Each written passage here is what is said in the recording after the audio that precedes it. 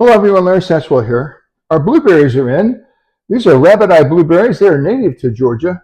And this year we beat the birds to a lot of them. So I'm going to make some blueberry jam. Haven't made it for several years. I made it for Dana's wedding as favors.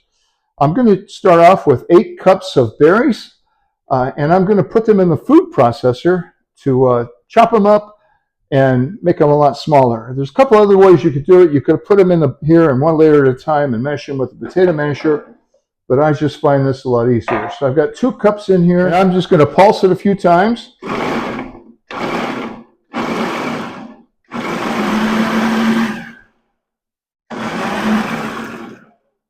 I like chunky jam,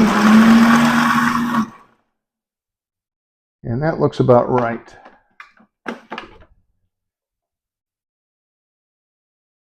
Did you see that one escape?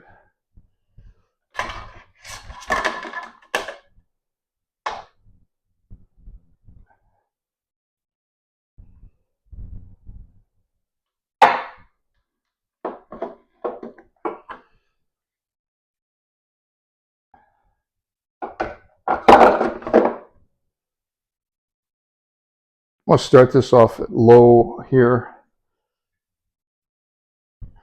Put 2 more cups in here.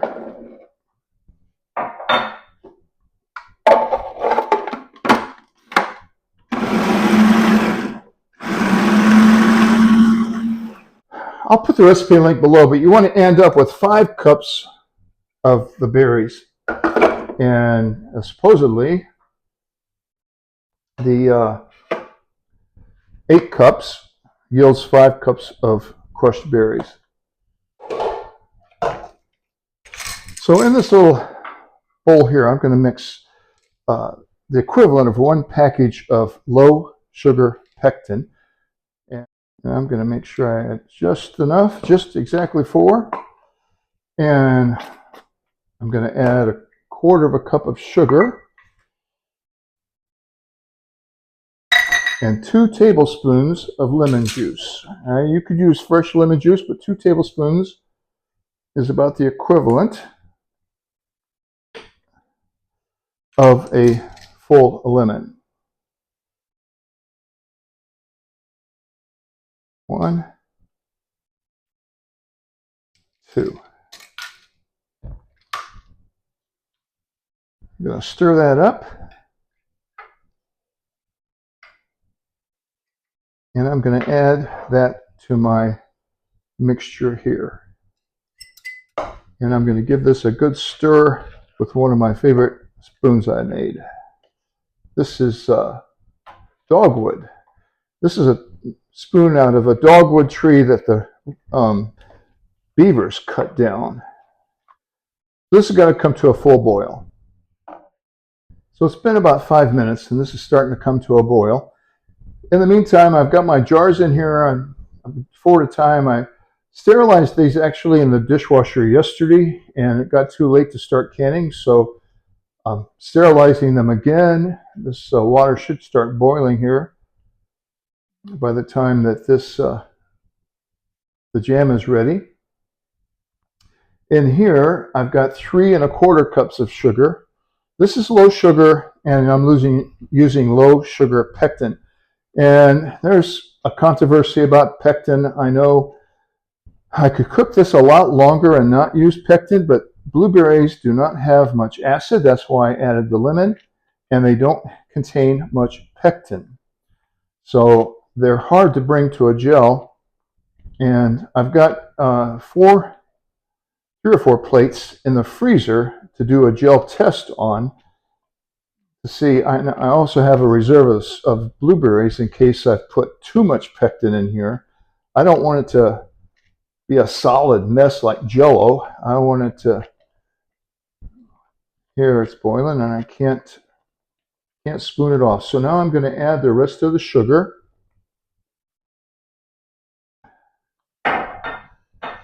And I'm going to let it come back to a boil and boil for a full minute. Not quite there yet. You notice this is a heavy Dutch oven pot that I have here. It's got like a 1/2 inch bottom on it, so helps disperse the heat, and hopefully it won't burn here on the bottom. I've been stirring it constantly. Just now starting to come to a boil that I can't stir down. In other words, even if I stir it, it is still going to come to that rolling boil. It's not quite there yet.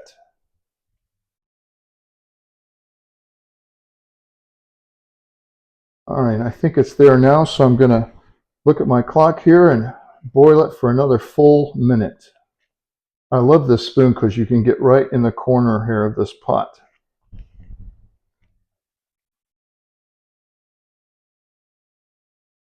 It feels like it's getting a lot thicker. I'm going to remove it from the heat. I hope this plate has been in the freezer long enough. I'm going to put a little dab of the jam on here. I'm going to pull it apart.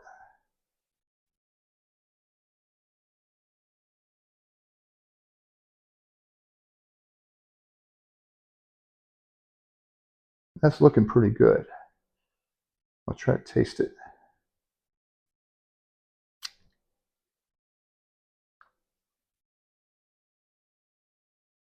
It's very sweet.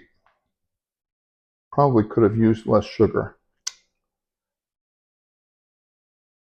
It's so sweet that I'm going to go ahead and add the rest of the blueberries I have. I have added the other berries, and now I'm going to bring it back up to another boil for another minute.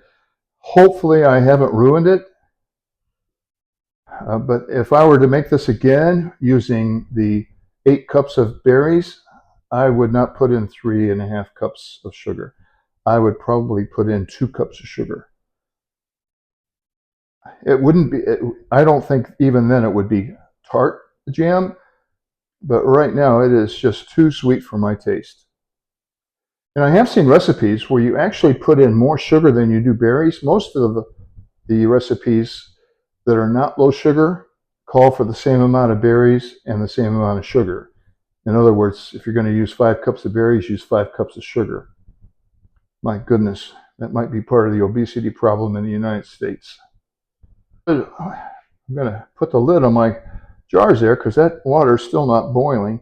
I also already have the water in the canner boiling outside on the gas grill. Takes the heat out of the kitchen for the summer.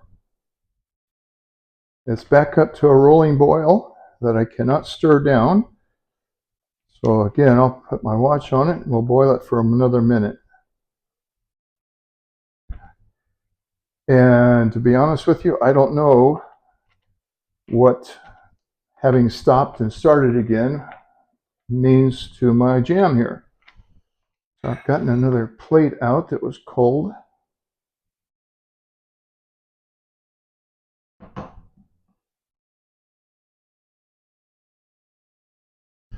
There's also a spoon test here. And that seems to be clinging to the spoon. So if this ran back together, I would add more pectin. But I think I'm okay. I'm going to let this sit here for 10 minutes. The directions I read is that if you put it in the jars too soon, the berries will, the berry bits will, I can't remember, either rise to the top or sink to the bottom. But I'm going to let this cool here for a while, about 10 minutes, and then I will start putting them in the jars. It's been about 10 minutes. These jars have been boiling for about 5 minutes, and they are hot, so it's time to start. Get these jars out and put some more in my boiling water.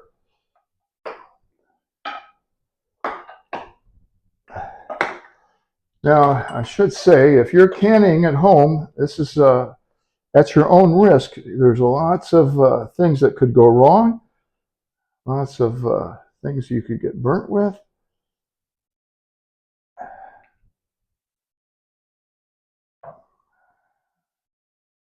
The canning could go bad. This funnel has also been in the boiling water. I think I'll get a little bigger spoon. This is another dogwood spoon. I bring it right to the top of the funnel. That leaves me about a half to a quarter inch of space.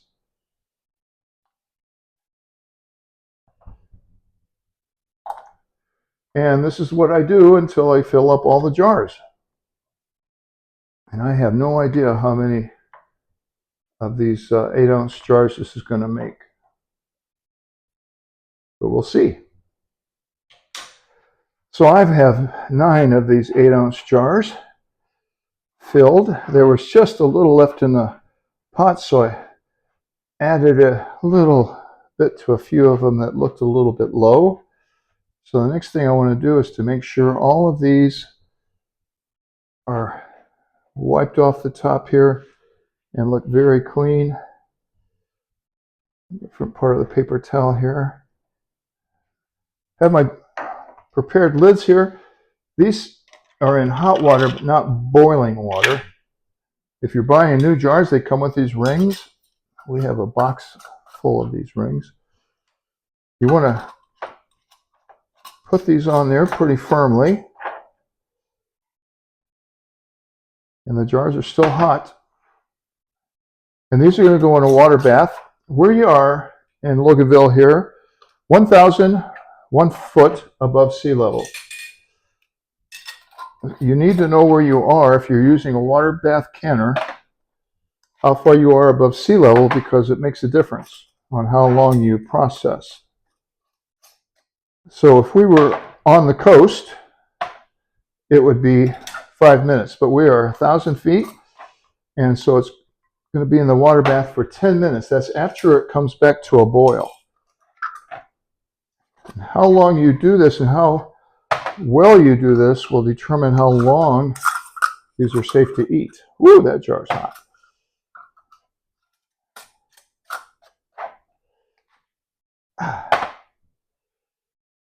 All right, there we are, ready for the canner. It is blazing hot out here today. My water's at a full boil there. The canner has like one of these things down in the bottom. Woo, that's hot. It's sitting in the sun. So I'm going to carefully put these in. You want about an inch of water over the top of the lids. And by the time I get all these jars in here, that'll be about right. And the water's still boiling. That's a good thing. The berries are still very hot. And that's a good thing. The water is no longer boiling. I'll leave it on here for a minute or two and check it. My alarm just went off, so it's been 10 minutes. These should be fully processed and should last several years. I'll get them out here. Turn the water off. You don't want to get a steam burn. Oh, that's hot. They're all bunched together there. As soon as they come out here, you'll start hearing these pop. That's when you know they've vacuum sealed. It is so hot out here, it's going to be a while before they pop. Well, one of my favorite breakfasts is this on a bagel. So we'll pop that off. So let's give it the old taste test. Gelled up really well.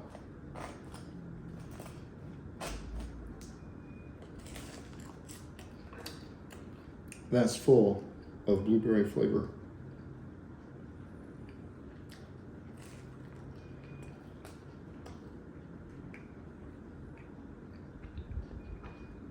I love it on pancakes and biscuits too.